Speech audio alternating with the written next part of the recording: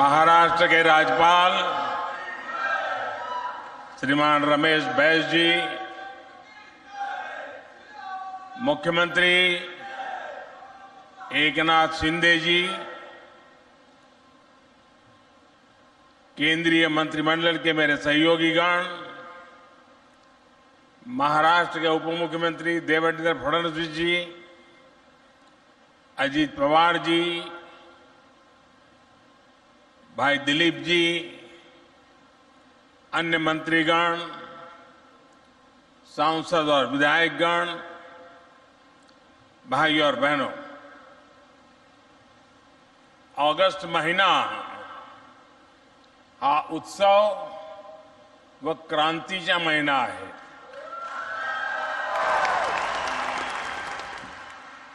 क्रांतीच्या या महिन्यात सुरुवातीला मला पुन्हा येथे येण्याचे सौभाग्य मिळाले.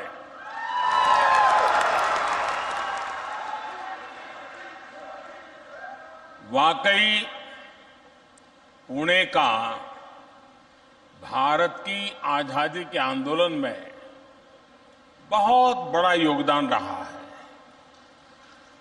पुणे ने बाल गंगाधर तिलक जी समेत अनेक क्रांतिवीर, स्वतंत्रता सेनानी देश को दिए हैं. आज ही लोक शाहीर अन्नाभाऊ साठे की जयंती भी है. ये हम सब के लिए बहुत ही खास दिन है. अन्नाभाऊ साठे महान समाज सुधारक थे. बाबा साहब आंबेडकर के विचारों से प्रभावित थे. आज भी बड़ी संख्या में छात्र और विद्वान उनके साहित्य पर शोध करते हैं. अन्नाभाऊ साठे के कार्य, उनका आह्वान आज भी हम सबको प्रेरित करता है. साथियों, पुणे देश की अर्थव्यवस्था को गति देने, देश भर के युवाओं के सपनों को पूरे करने वाला एक जीवंत शहर है. आज जो प्रोजेक्ट पुणे और पिंपरी चिंचवड़ को मिले हैं, उससे ये भूमिका और सशक्त होने वाली है. अभी यहां करीब 15,000 करोड़ रुपए के प्रोजेक्ट्स का शिलान्यास और लोकार्पण हुआ है. हजारों परिवारों को पक्के घर मिले. वेस्ट से वेल्थ बनाने का, कचरे से कंचन बनाने का आधुनिक प्लांट मिला है. इन परियोजनाओं के लिए मैं सभी पुणे वासियों को, यहां के सभी नागरिकों को बहुत बहुत बधाई देता हूं. साथियों, हमारी सरकार शहरों में रहने वाले, विशेष करके मध्यम वर्ग की, प्रोफेशनल्स की,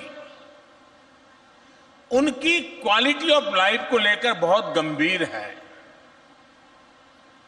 जब क्वालिटी ऑफ लाइफ सुधरती है तो उस शहर का विकास भी और तेजी से होता है. पुणे जैसे हमारे शहरों में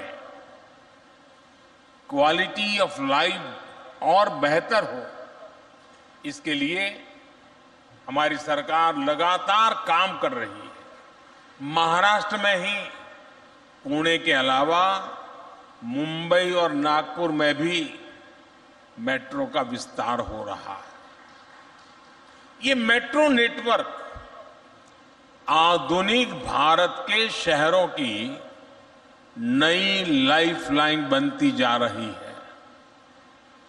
पुणे जैसे शहर में पर्यावरण की रक्षा के लिए, प्रदूषण कम करने के लिए मेट्रो का विस्तार बहुत जरूरी है।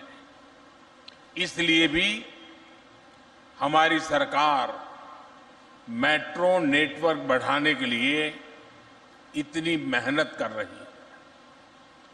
भाइयों और बहनों, क्वालिटी ऑफ लाइफ को सुधारने का एक अहम फैक्टर शहरों में साफ सफाई की व्यवस्था भी है।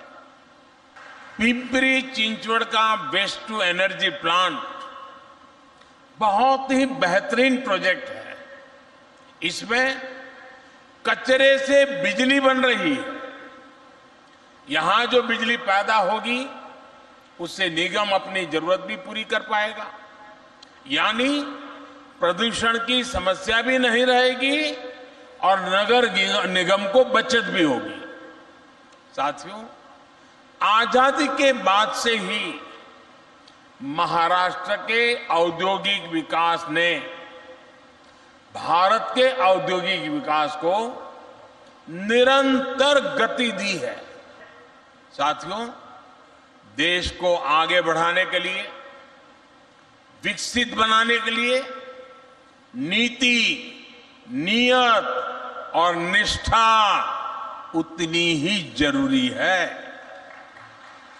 सरकार को सिस्टम को चलाने वालों की नीति, नियत और निष्ठा ही तय करती है कि विकास होगा या नहीं होगा। अब जैसे गरीबों को पक्का घर देने की योजना है।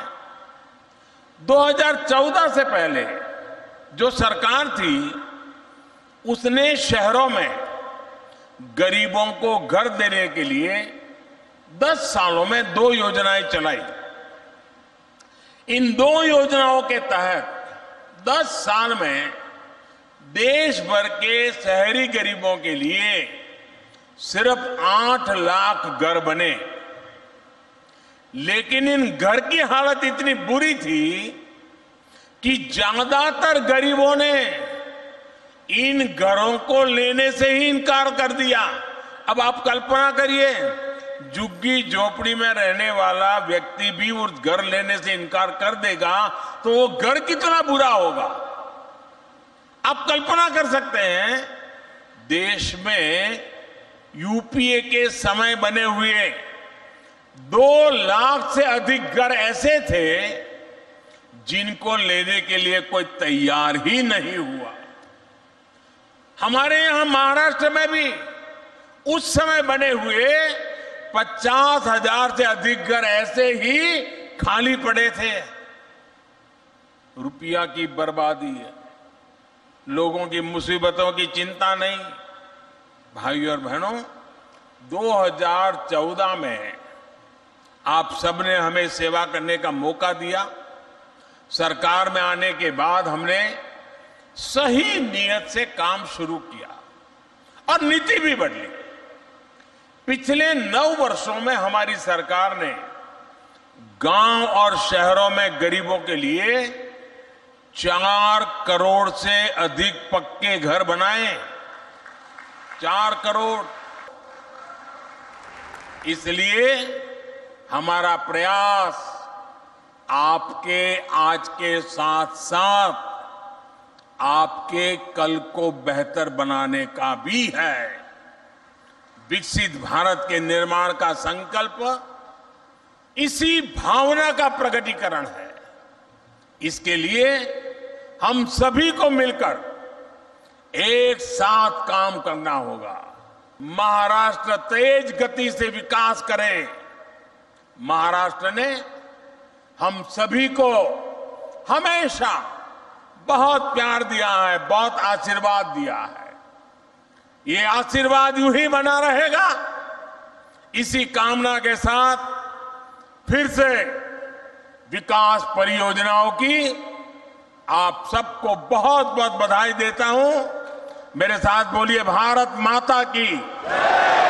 भारत माता की, भारत माता की। धन्यवाद।